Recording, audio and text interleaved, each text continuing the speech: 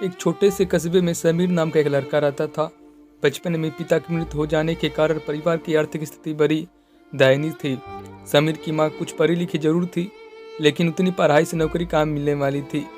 वो घर घर बर्तन मांजकर और सिलाई बुनाई का काम करके किसी तरह अपने बच्चे को पढ़ा लिखा रही थी। समीर स्वभाव से थोड़ा शर्मीला था और अक्सर चुपचाप बैठा रहता था। एक दिन जब वो स्कूल से लौटा तो उसके हाथ में एक लिफाफा था।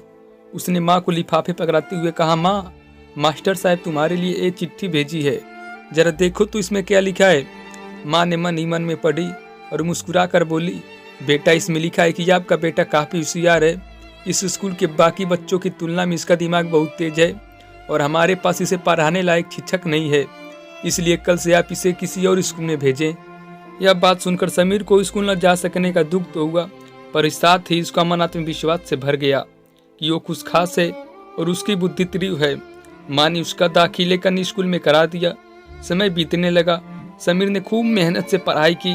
आगे चलकर उसने सिविल सर्विस परीक्षा भी पास की और आईएएस अफसर बन गया। समीर की माँ बूढ़ी हो चुकी थी और कई दिनों से बीमार चल रही थी और एक दिन अचानक उनकी माँ की मृत्यु हो गई। समीर के लिए बहुत बड़ा आघात था और बिलक बिलक कर रो पड़ा। उसे समझ नहीं आ रहा था कि अब अपनी माँ के बिना वो कैसे जिएगा। रोते रोते ही उसने माँ की पुरानी अलमारी खोली और हाथ में उनकी माला, चश्मा और अन्य वस्तुएं लेकर चूमने लगा। उस अलमारी में समीर के पुराने खिलौने और बचपन के कपड़े तक संभाल कर रखे हुए थे। समीर एक एक कर उस सारी चीजें निकालने लगा और तभी उसकी नज़र एक पुरानी चिट्ठी पर पड़ी। दरअसल ये वही चिट्ठी थी जो मास्टर साहब ने उसे 18 साल पहले दी थी। नम आंखों से समीर उसे पढ़ने लगा।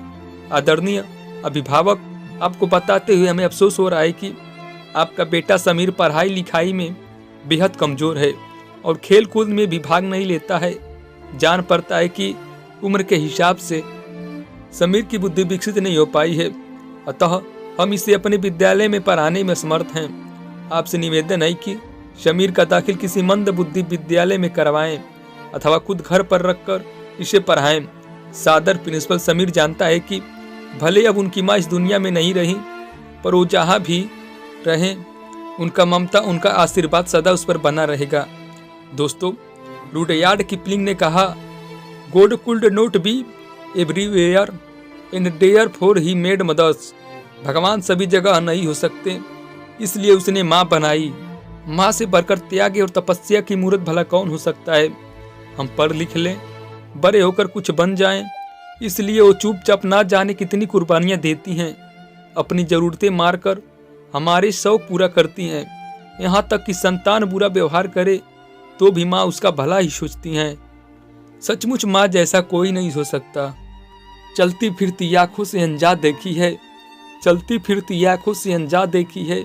मैं जन्नत तो नहीं देखी लेकिन माँ देखी है, मैं जन्नत तो नहीं देखी लेकिन माँ देखी है। दोस्तों, इस कहानी से आपको क्या शिक्षा मिली हमें कमेंट में ज़रूर बताएं और हमारे चैनल को सब्सक्राइब करके बेल आइकन को दबा लीजिए। ऐसे ही कहानी के साथ फिर से मिलते हैं एक नई वीडियो में।